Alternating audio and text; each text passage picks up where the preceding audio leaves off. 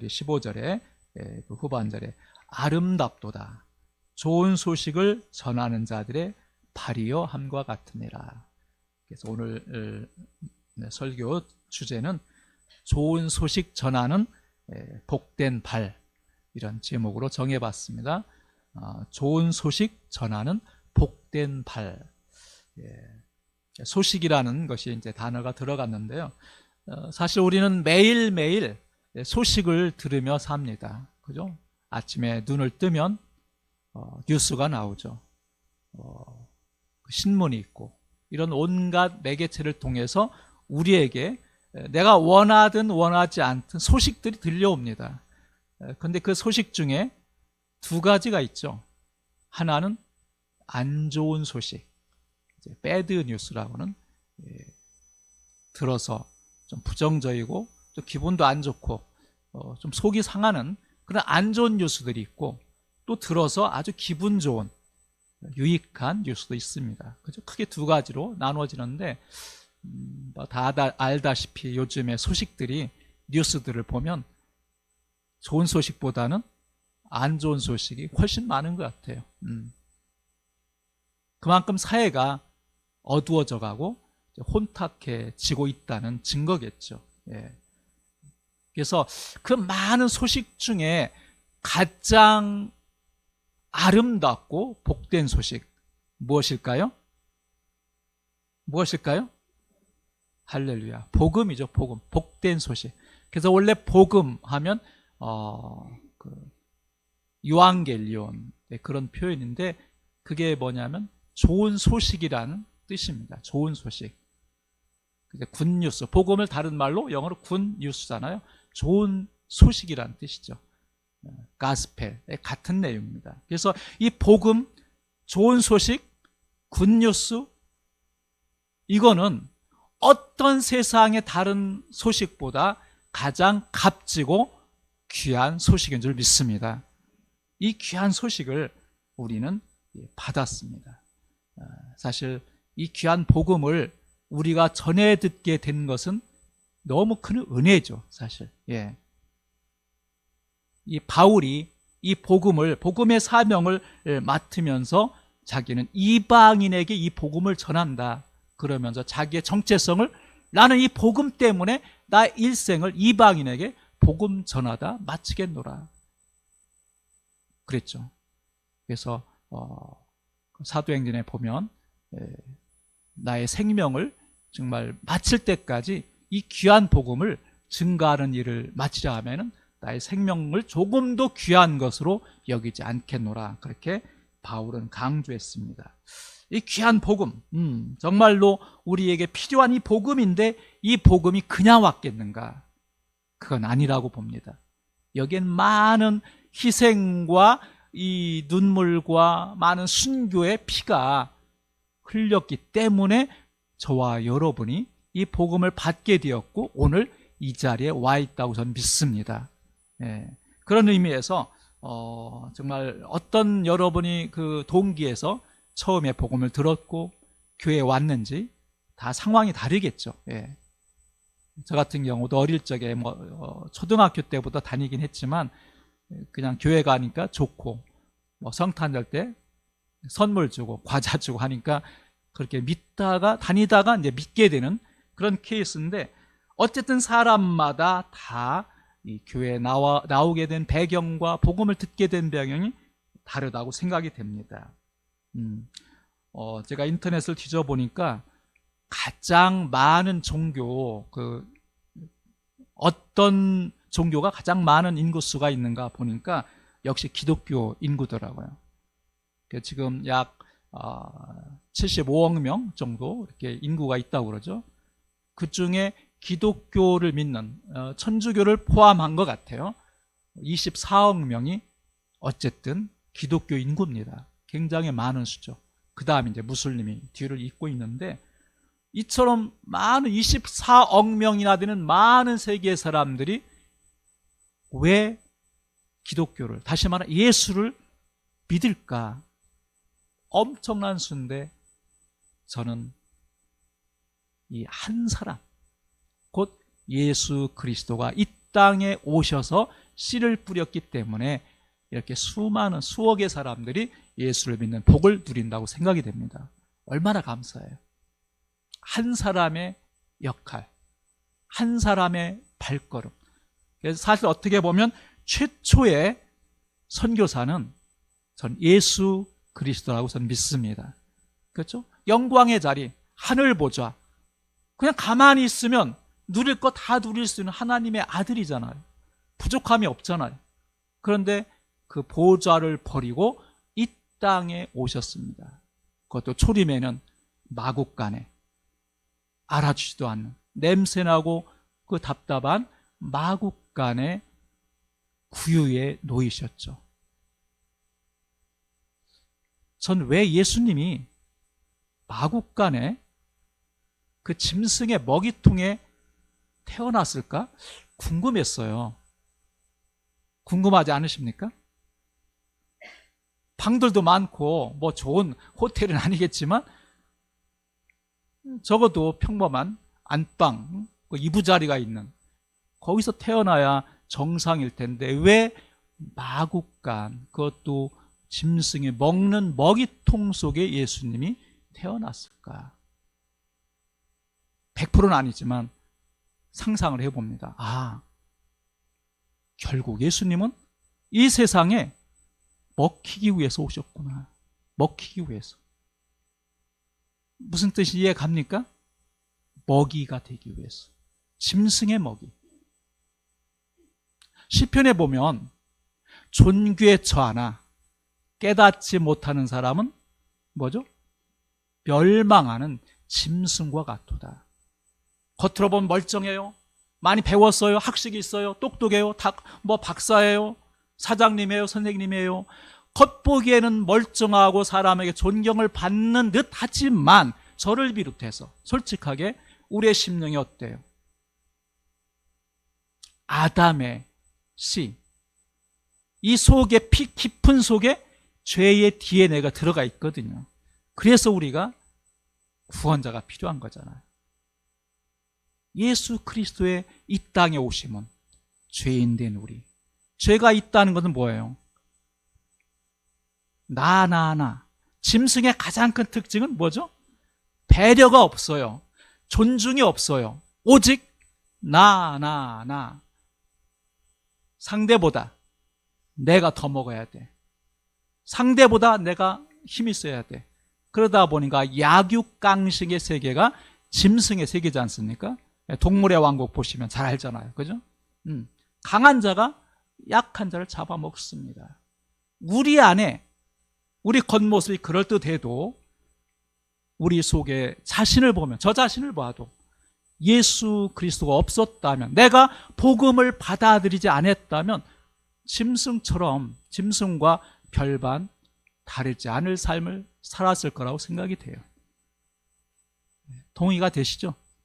그런 인간, 죄인된 인간, 짐승과 같은 인간에게 예수님이 구유에 오셔서 먹히시기 위해 결국은 십자가에서 찢겨 살과 피를 다 찢겨서 우리에게 주시기 위해서, 이후에 성만찬도 있지만 동일한 맥락입니다. 같은 의미죠.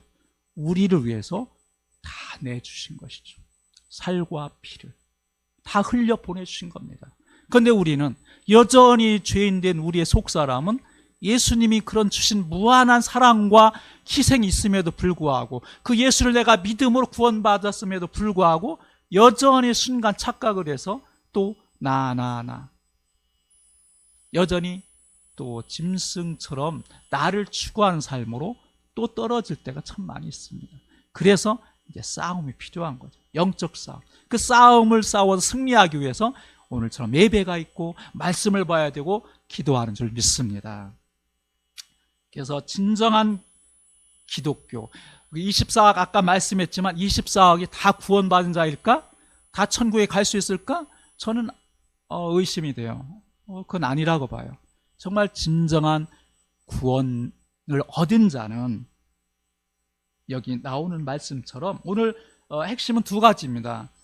복음에 대해서 먼저 나오고, 그다음 이 복음을 어떻게 우리가 전달하고 또 우리가 어떻게 받았는지 그걸 보면서 복음으로 이제 삶을 살아가는 것, 이것이 진정한 크리스찬의 삶이라고 저는 믿습니다. 여기 보니까 누구든지 주의 이름을 부르는 자는 구원을 받으리라. 너무 쉽잖아요.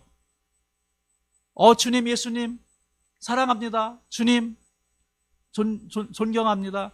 예수님 이름 내가 믿습니다. 너무 쉽잖아요. 단 5초, 10초면 주의 이름을 부를 수 있어요, 우리가. 그죠?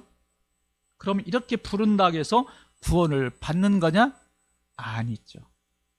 우리가 이미 알고 있다시피 주의 이름을 부른다는 것은, 이 부른다는 것은 단순 입으로 부름이 아니라는 것이 말씀으로 바로 위에 9절에 나옵니다. 아까 읽진 않았지만, 내가 만일 내 입으로 예수를 주로 시인하며 또 하나님께서 그를 죽은 자 가운데서 살리신 것을 내 마음에 믿으면, 입으로만 아니라 조건이 뭐죠? 마음으로 믿으면 구원을 받으리라 그랬습니다. 그래서 진정한 구원의 확증은 세 가지로 돼야 되는 거죠. 그래서 지적으로 예수 그리스도를 구원자로 알아야 되는 거죠. 그건 말씀을 통해서, 복음을 통해서. 우리가 열심히 성경을 읽고 또 배우는 거 아닙니까? 그래서 신학을 공부하고 또 성경을 공부하는 이유가 정말 예수 그리스도가 하나님의 아들이심과, 그리고 예수님은 죄가 없는 의인이고 우리는 모두 죄인이기 때문에 예수 그리스도만이 구원자가 될 수 있다는 것. 할렐루야. 다른 이름으로는 구원을 줄 수 없다고 성경에 나오죠. 예수밖에 구원자가 없음을 우리가 믿고 그의 탄생과 그의 또 죽음과 부활과 승천하심과 다시 오실 재림의 주님까지 우리가 믿는 것, 그건 우리가 다 머리로 알고 있어요. 그죠? 들어서 알고 말씀을 보면 다 나와 있습니다. 지적으로 우리의 이성으로 예수님이 이런 분이다라고 알아야 되겠죠. 그러나 이것만 가지고는 구원받았다고 장담할 수가 없습니다. 왜냐하면 많은 사람들이 교회를 다니고 예수를 믿는다고 하지만 중도에 얼마나 많이 떨어져 나갑니까? 주변에 많이 있지 않습니까? 저도 많이 경험했어요. 제가 고1 때인가요? 교회를 다니다 그만둔 적이 있어요. 잠깐 몇 달. 근데 그 밤에 토요일 날 저녁이었는데 지금도 기억이 납니다. 최원용 집사님이 되셨는데 지금은 교회를 안 나가요. 의외로. 그 형이 우산을 쓰고 비를 맞으면서 한 20분 떨어진 저희 집까지 토요일 날 밤에 온 거예요. 좀 일찍. 너 왜 성규야? 왜 교회 잘 다니더니 안 다니냐? 교회 가야지 하고 다시 끌고 그 밤에 또 이제 토요 학생 예배죠. 다니면서 또 회복이 됐어요. 전 그래서 이렇게 뭐 여러 연단 과정이 있었지만 신학을 하고 목사가 되고 선교사가 돼서 이렇게 일을 하는데 어느 날 가보니까 네팔에 이제 갔다가 안식년 때 기억이 나요. 반가워가지고 또 만날 겸에 가서 보니까 슈퍼를 하고 있더라고요. 큰 슈퍼. 돈을 많이 버는 것 같아요. 그런데 형님 교회 나가세요? 2년 선배였거든요. 안 나간다는 거. 미끄러졌어요. 시험에 들었어요. 알아보니까 교회에 했던 좀 문제가 있었어요. 그러면서 거기 휘말려가지고 그 목사님 청빙하는 과정에 문제가 되니까 거기 앞잡이가 돼서 싸우고 그러고 그만두어버렸어요. 그 뒤로 지금까지 모르겠어요. 최근의 소식은 교회를 떠나고 믿음을 잃어버린 그 안타까운 소식을 보면서 전 많은 걸 생각하게 됩니다. 나를 그렇게 믿음이 좋잖아요. 그 밤에 비를 맞고 20분을 걸어서 같이 교회 가자고 손 끌어잡고 함께 갔던 그 당시 형이죠. 나중에 집사까지 되긴 했었어요. 열심히 일을 하던 그 사람이 결국은 이렇게 참 주님과 함께 동행 끝까지 가지 못하는 게 뭘까? 바로 이것일 수 있다. 머리는 알아. 예수님을 믿는다고 고백도 해요. 열심히 교회 일도 했어요. 얼마나 열심히 봉사했는지 몰라요. 그런데 어느 순간 뭔가 딱 부딪히니까 져버리는 거죠. 이것은 마음으로까지 믿음이 오지 않기 때문에, 곧 성령님의 역사, 하나님의 일하심을 깊이 체험하지 않기 때문에 어려울 때, 문제가 있을 때, 시험이 오면 떠나버리는 그런 안타까움이 있다는 거죠. 그래서 이 주의 이름을 부른다는 이야기는 그냥 부르는 게 아니라 마음 깊이 예수 그리스도가 나의 생명의 주이십니다, 나의 삶의 주인이십니다, 할렐루야. 이 로드십이 돼요. 로드십, 나의 삶의 주인이 당신밖에 없습니다. 이게 깊이 마음까지 이제 인식이 될 때 우리는 변하지 않죠. 그래서 초대교회 성도들이 십자가 처형을 당하면서 사자에게 물려 뜯겨 죽으면서도 웃으면서 죽었다고 하잖아요. 웃으면서. 로마 황제가 이상하다, 저 사람들 왜 저렇게 웃으며 죽을까, 혹시 죽은 시체도 웃나 한번 조사해봐라 했더니 보고하기를 죽은 사자에게 뜯겨서 죽어가면서도 크리스찬들이 얼굴이 환합니다. 웃으면서 죽었습니다. 이 보고를 했다고 하잖아요. 뭘 말하는 걸까요? 정말 예수를 내가 믿는다면 외모나 겉보기나 열심히 있는 것이 중요한 것이 아니라 내면의 변화, 내 안에 정말 예수 그리스도가 나의 삶의 주인이십니다, 할렐루야. 주인이십니다. 거기까지 깊이 인식이 되는 사람은 변하지가 않죠. 그래서 정말 하나님의 역사, 구원을 받는 것은 놀라운 복인 것 같아요. 내가 이 자리에 와 있고 예수를 믿는다는 것은 나의 힘으로 돌아보면 점점 그런 느낌이 들지 않습니까? 내가 잘나서 똑똑해서 내가 노력해서 예수 믿고 구원받은 게 전혀 아니라는 것. 하나님의 100% 섭리요, 하나님의 은혜요, 하나님의 도우심이라고 믿습니다. 그래서 이 자리에 와 있는 거죠. 여기까지도 중요합니다. 예수님을 나의 구주로, 나의 마음의 중심에, 내면의 왕으로 변화된 삶. 그런데 여기까지도 부족하다는 거죠. 어디까지 가야 될까요? 오늘 말씀이 그걸 말합니다. 믿지 아니하는 일을 어찌 부르리요, 듣지도 못한 일을 어찌 믿으리요, 전파하는 자가 없이 어찌 들으리요. 우리가 믿고 복음을 내가 내면으로 받아들이고 하나님의 자녀가 된 것 복된 거지만 그 다음 단계가 뭡니까? 전파하는 자가 있어야 되는 거죠. 복음 전하는 자까지 나아가야 될 줄 믿습니다. 이게 우리의 사명인 거죠, 사실. 그래서 머리로 알고 마음으로 깊이 예수님을 시인하고 주인으로 받아들였다면 그 다음 우리가 할 것은 이 복음을, 내가 받은 이 복음을 나눠주는 일, 전하는 일, 이것이 교회가 해야 될 사명이라고 저는 믿습니다. 이것 때문에 주님도 오셨잖아요. 내가 이 복음을 전하기 위해서 왔다. 이 동네에서 저 동네로 이 복음을 전하자. 그러면서 제자들을 둘씩 파송해서 보내셨습니다. 그죠? 그래서 주님이 명령하신 또 마지막 명령이 다시지만 그 마태복음 28장 19절 20절이잖아요.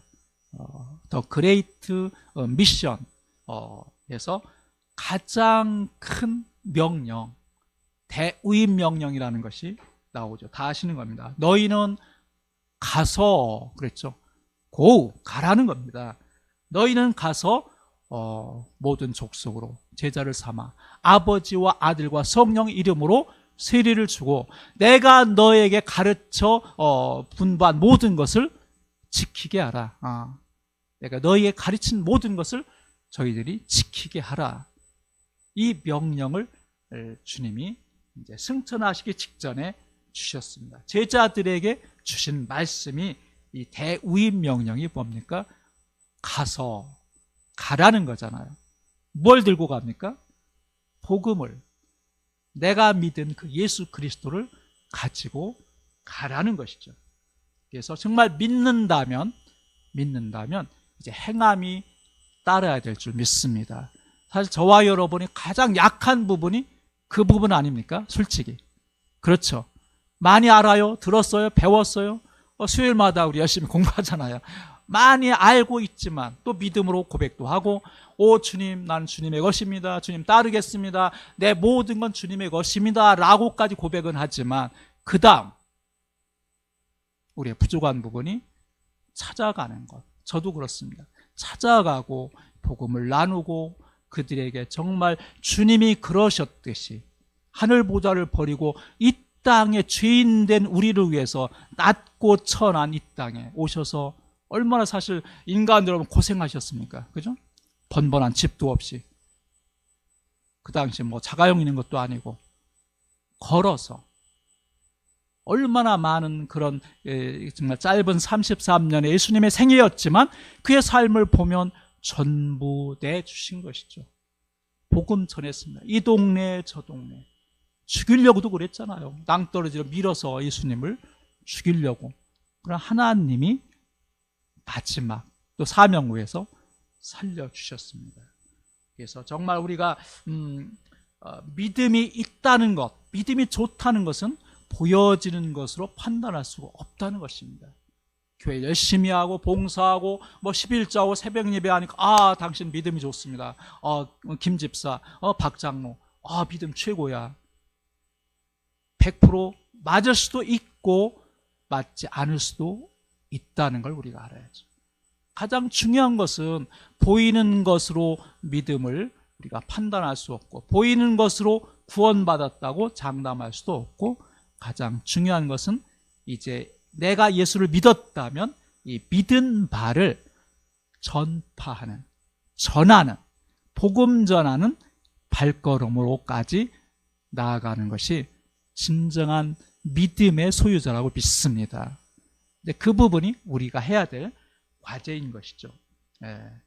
그래서 이 복음을 전할 때 주님의 나라가 속히 임한다고 성경에 나와 있습니다. 마태복음 24장 14절에 제가 읽어드리겠습니다. 마태복음 24장은 마지막 징조에 대해서 쭉 나오고 있어요. 그리고 14절에 보면 13절부터 읽어드립니다.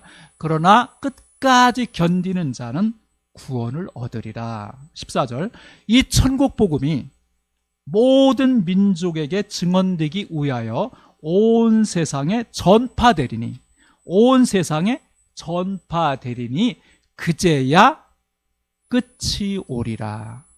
그제야 끝이 오리라. 그러니까 혹가는 그렇게 말합니다. 좀 약간 지나친 표현인지 모르지만 왜 주님이 아직 오시지 않았습니까? 왜 주님이 내가 속히 오리라 그렇게 말씀했는데 그러고서 얼마나 걸렸죠? 지금까지? 자그마치 2000년. 그럼 역으로 그럼 주님 2000년 동안 왜 안 오시고 그럼 주님 그때 속히 온다는 게 거짓말입니까?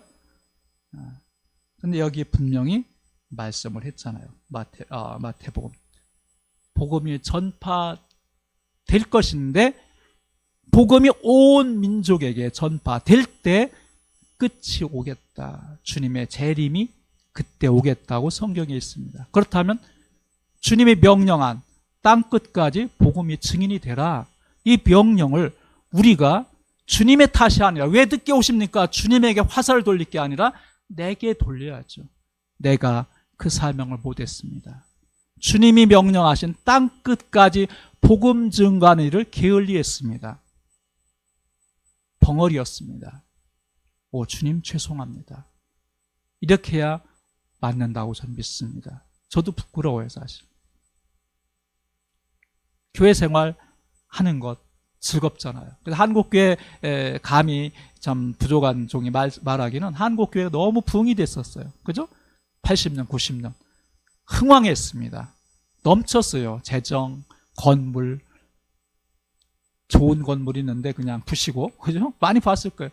빛내가지고 더 큰 이 교회보다 내 교회가 크게 기도원, 공동 뭐죠? 성도들 묘지 막 확장했어요. 근데 코로나 딱 터지면서 이제 실체가 드러난 거죠. 정말 믿음이 구원받은 확증이 없으면 안 나오는 거예요. 고난과 역경이 닥칠 때 이게 우리의 믿음을 실현하는 시금석이 되지 않습니까? 그래서 한국 교회가 보이는 것, 건물, 재정, 인원수 여기에 초점을 두다 보니까 정말 잃어버린 게 이 복음 전파. 교회는 역동성이 있어야 돼요. 역동성이 흘러가야 되잖아요. 저는 이 주님을 향한 교회 참 감사한 게 그 예배가 살아있고 사모하고 순종하고 그리고 또 복음을 전하려고 아직 부족하지만 복음을 더 전하려고 하는 열정이 살아있다는 것 참 감사드립니다. 그죠? 진정한 교회는 세 가지가 있어야 된다고 봐요. 하나는 오는 교회 많이 와야죠. 커밍 처치 와서 그다음에 시팅 처치 이렇게 앉아서 말씀을 듣고 배우고 예수님 닮아가는 제자와의 삶 이것이 된 다음에 됐습니다. 행복합니다. 주님 감사합니다. 주저앉는 게 아니라 오늘 말씀의 주제처럼 나가야 되는 거죠. 고잉 처치, 커밍 처치 와야 되죠. 그래 들을 수 있으니까. 그리고 앉아서 배우고 복음을 내가 정말 내 면에 확실히 이게 인정이 되면 그 다음 가만히 있는 게 아니라 앉아만 있는 게 아니라 나가야 될 줄 믿습니다. 고잉. 여러분이 막 거리에 나가 전도하고 선교사로 다 나가라는 뜻은 아니에요. 오해하지 마시고 얼마든지 우리는 전할 수가 있어요. 가까운 가족에게, 여러분 자녀에게, 이웃에게, 동료에게 이 복음을 전하는 자로 이제 우리의 삶을 들이시기를 축원합니다. 그렇습니다. 결론을 냅니다. 우리 한국은 정말 복받은 한국입니다. 그죠? 정말 가난한 나라. 한 130년 전에는 이 선교사가 들어오기 전에 얼마나 가난했어요. 암흑이었죠. 그죠? 남자들은 술을 마시고 여자들은 그냥 일만 하고 그런 이 땅에 복음이 들어왔습니다. 그죠? 그래서 제가 이제 이 준비하면서 물론 천주교는 그 전부터 왔고 심지어 가야 때부터 복음이 전파됐다. 임진왜란 때 일본을 통해서 기독교가 왔다. 여러 설이 있습니다. 그렇지만 공식적으로는 1832년에 독일의 선교사인 구즐라프가 한국에 잠깐 왔다 갔어요. 짧은 18일 동안 그 당진 그 보령의 원산도, 제가 알기로 원산도란 섬에 왔는데 허락을 안 했죠. 그 당시만 해도. 조정에서 배를 타고 왔는데 이거 이제 서양선이다. 이렇게 서양 귀신 그랬지 않습니까? 그래서 뭘 안 했습니다. 결국은 잠깐 왔다 갔지만 그때 주기도문을 번역했다고 그래요. 한글로 주기도문 번역했고 그리고 한문으로 된 성경을 전했다고 합니다. 새롭게 요즘에 구즐라프 선교사가 이제 새롭게 조명이 되고 있어요. 그러고 이제 떠났다가 그때 감자가 들어왔다. 서양 감자 우리가 먹는 감자를 처음에 전해준 선교사가 구즐라프 선교사인데 그러고 잠깐 있다 갔고 그 다음에 또 우리가 아는 토마스 선교사님이 오셨죠. 이분이 1866년에 영국에서 이제 파송돼 중국에 있다가 조선이 복음을 들어야 되는데 문이 닫혔으니까 복음 전하기 위해서 그 당 직접 못 오니까 배를 타고 그러니까 상선이죠. 통상을 협정을 하려고 왔다가 정부에 조정에서 막아가지고 대동강변에 왔는데 불을 질렀죠. 화살을 쏘아가지고 배가 막 불이 타니까 헤엄쳐서 간신히 육지로 올라왔는데 조정에서 군사들이 그 박준권이라는 사람이 칼로 무참히 토마스 목사를 쳐 죽입니다. 그래서 땅은 간신히 밟았지만 복음도 못 전하고, 감사한 것은 그때 죽어가면서 성경을 던졌다고 그래요. 몇 명에게 던졌는데 그 성경을 나중에 읽고 그 조그만 소년이, 그 최치량이라는 소년이 그 성경을 받아가, 이게 뭐지? 그 당시 이건 금서였어요. 읽으면 감옥에 가고 죽을 수도 있기 때문에 이게 뭔지 몰라서 이제 그 다른 사람에게, 높은 사람에게 주었더니 그걸 다 찢어가지고, 그 금서니까 벽지를 했다고 그래요. 집에 가서 다 벽지를 발랐는데, 그걸 읽다가 뭐 눈 떠도 보이고 자도 보이잖아요. 이게 그 사람 예수를 믿었습니다. 할렐루야. 그래서 그 집이 그 평양 산정현 교회 모체가 되었다고 기록이 나옵니다. 정말 하나님이 하신 것이죠. 정말 어떻게 보면 복음을 전하러 왔지만, 정말 복음을 전하기 위해 생명을 죽여서 들여서 헌신해서 아무 열매가 없는 것 같지만, 하나님은 그 다른 사람을 통해서, 말씀을 통해서 이렇게 한국의 교회가 서게 되고 평양에 대붕이 일어나는 놀라운 복을 받은 줄 믿습니다. 그게 순교였어요. 그러고 한동안 문이 닫혔지만 하나님이 또 기회를 주셔서 여러분이 잘 아는 아펜젤러와 언더우드 선교사가 다시 찾아오죠. 그때만 해도 기독교를 받아들이지 않으니까 고종 황제가 조건을 합니다. 선생이 필요합니다. 영어 선생이. 서양의 문물이 필요한 건 아니까 그런 조건, 의사가 필요합니다. 그래서 먼저 온 알렌 선교사를 통해 가지고, 알렌 선교사라기보다 그 공사였죠. 대한민국 공사로, 미국의 공사로 왔는데, 이 사람의 허가에 고종이 허가를 해서 공식적으로 온 최초의 선교사가 사실 언더우드하고 아펜젤러입니다. 그죠? 그래도 길게 얘기하면 기니까, 어쨌든 그들이 1885년 4월 5일 정확한 날짜는 모르지만 부활절 아침에 인천 제물포 항에 도착합니다. 그래서 이들이 열심히 복음을 전하죠. 그래서 이 언더우드를 통해서 장로교회가 세웠고, 세문안교회가 1호 장로교회 되죠, 한국에서. 그리고 아펜젤러, 이 부부가 왔습니다. 부부가 왔는데 그 당시 아내는 임신해 있었고 왔고, 그리고 이제 감리교회가 또 창설되죠. 아펜젤러 부부를 통해서. 그래서 동시에 감리교 선교사님, 장로교 선교사님 한 배를 타고, 들리는 설에 의하면 누가 먼저 발길을 디디느냐 이거 가지고 얘기하다가, 내가 먼저 오면 뭐 이렇게 서로 싸우니까 우리 똑같이 하나 둘 셋 해서 같이 발걸음을 한국에 내딛자, 그랬다는 얘기가 있습니다. 전 두 눈으로 못 봤으니까 뭐 장담할 수 없지만, 사실 그렇게 했다면 정말 아름다운 정말 그 우정이죠. 예. 어쨌든 그래서 한국에 두 분이 오셔서 기독교가 이렇게 퍼지면서 한국 교회가 급속도로 부흥이 됐습니다. 그래서 우리가 다 알다시피 이 한국의 기독교 부흥은 전 세계가 주목하는 정말 놀라운 기독교 전파 역사입니다. 정말 자랑할 만하고. 그런데 이제 아침에도 그런 생각을 했는데, 야, 이 한국이 너무 복받은 나라인데 어느 순간 2000년도 넘어가면서 점점점 이제 축소가 되고 쇠퇴의 길로 가고 있어요. 왜 그럴까? 다 아시잖아요. 잘 살아서 그렇습니다. 너무 잘 살아서 등 따숩고 배부르니까 옛날처럼, 나이 드시면 기억할까요? 산기도, 철야기도.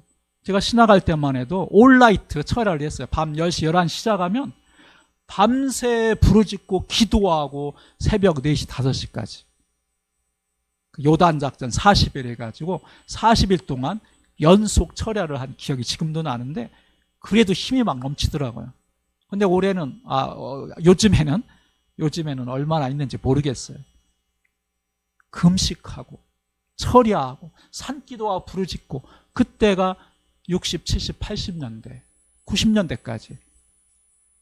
요즘 2000년, 지금 2024년, 요즘에 우리 신앙하고 너무 큰 차이가 나요. 참 부끄러워. 저 자신도 부끄럽고. 결론은 뭡니까? 이제 정신 차릴 때가 됐다라고 믿습니다. 이제 우리가 과거의 역사가 이렇게 한국 기독교에 부흥했어, 화려했어, 교회가 성장했어, 이게 아니라 이제는 이 복음 들고 이제 우리가 나가야 될 때라고 믿습니다.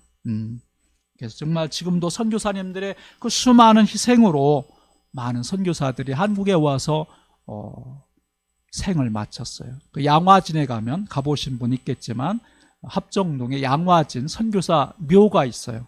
저도 한 두세 번 갔다 왔는데 갈 때마다 아주 감동입니다. 그게 조그만 아이들 그 묘비명도 없어요. 많은 봉분이 많아요. 물어봐 뭐냐 하니까 그 애기들 묘. 선교사 따라와서 그 아버지 어머니가 선교사제, 애들이 무슨 죄가 있겠어요. 와서 어릴 때 그 풍토병으로 죽어서 묻힌 거죠. 그 아이들. 어떤 선교사는 와가지고 낳자마자 죽은 그 아이를 또 묻은 묘도 있고, 그러면서 수많은 선교사들이 한국 땅에 묻혔습니다. 그 중에 한 선교사 묘비를 제가 봤는데 루비 캔드릭이라는 선교사입니다. 이 선교사는 독신 여자였어요. 미국에서부터 왔는데 와서 1년 만에 병으로 죽었어요. 꿈을 갖고 왔겠죠. 근데 전도 열심히 하려고 했고 사역도 하려고 했는데 펼치지 못하고 죽었습니다. 근데 놀라운 것은 이 선교사가 그 죽기 전에 편지를 보냈는데 미국 본토에 이런 편지를 썼다고 그래요. 어머니한테, 어머님, 이 한국에 지금 왔는데 언제 엊그제도 누가 순교당했다는 소식을 들었고 또 누가 또 잡혀갔다는 이야기를 들었습니다. 저도 언제 죽을지 모릅니다. 그런데 제 뜰 앞에 꽃들이 많이 펴 있는데 그 꽃들이 그 내가 살고 있는 집에도 아름다운 꽃이 많이 펴 있겠죠. 그 꽃들이 이제 나중에 열매를 맺고 씨가 익어 그치면 그 씨가 또 땅에 떨어져서 우리 집 텃밭에는 꽃밭이 더 아름답게 온통 꽃으로 활짝 피어나겠죠. 그런 편지를 썼다고 그래요. 그리고 죽었어요. 인간의 눈으로 보면 실패한 것 같아요. 1년 만에 일도 못하고 죽었잖아요. 그런데 그 편지를 읽고 많은 사람들이 감동을 받습니다.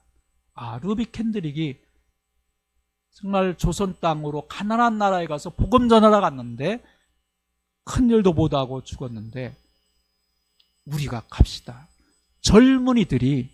수많은 젊은이들이 뒤를 이어서 루비 캔드릭의 뒤를 이어서 한국에 와서 선교 사역을 훌륭히 감당하다 세상을 떠났습니다. 주님이 하신 것이죠. 이 선교는 내 힘으로 할 수가 없어요. 그러면서 그 루비 캔드릭의 그 묘비명에 그렇게 써 있다고 합니다. 내게 1000개의 목숨이 있다면 이 모든 1000개의 목숨을 나는 조선을 위해서 다 드리겠습니다. 놀랍지 않습니까? 그 가냘픈 여성, 독신인 여성이 와서 한국에서 사역을 펼치지도 못하고 죽었지만 한 알의 씨로 미랄로 죽은 거죠. 그렇기 때문에 그것을 본, 또 그 모습을 본 많은 선교사들이 오게 됐고 이 한국이 그 선교사들의 그 헌신과 순교 때문에 오늘 이렇게 복을 받았다고 저는 믿습니다. 그런 의미에서 저와 여러분은 어떤 삶을 살아야 될까요? 저도 선교사지만 참 부끄러워요. 80년 세계 복음화 대성회 때 대학교 3학년 때 참석을 했어요. 많은 젊은이들이 왔었습니다. 마지막 설교가 그 얘기여서 오늘 이야기. 여러분, 한국이 얼마나 가난합니까? 조선은 얼마나 그 당시 130년 전에 가난하고 찌들고 병들고, 그런데 선교사들이 와서 복음을 전해서 이 한국이 이렇게 부흥이 됐습니다. 교회가 많이 성장했습니다. 여러분이 이렇게 많이 복음 들어왔습니다. 이제는 여러분이, 젊은이 여러분이 이 복음 들고 나가야 됩니다. 그러면서 선교사로 헌신할 사람은 일어나십시오 할 때 저도 그때 벌떡 일어났어요. 마치 자석에 그 쇠붙이가 달라붙듯이. 그러면서 하나님이 또 과정 인도하셔서 결국 선교사로 가게 하셨습니다. 전 이것이 늘 기억이 나요. 마지막에. 그러면서 한국은 선교의 빚진 나라입니다. 선교의 빚진 나라. 그래서 이 선교는 해도 되고 안 해도 되는 게 아니라 이 복음 전하는 누구나 해야 될 사명이라고 저는 믿습니다. 그래서 정말 이 복음 전파의 사명, 주님이 주신 명령입니다. 우리가 할 일은 뭡니까? 딱 두 가지, 하나님을 높이는 겁니다.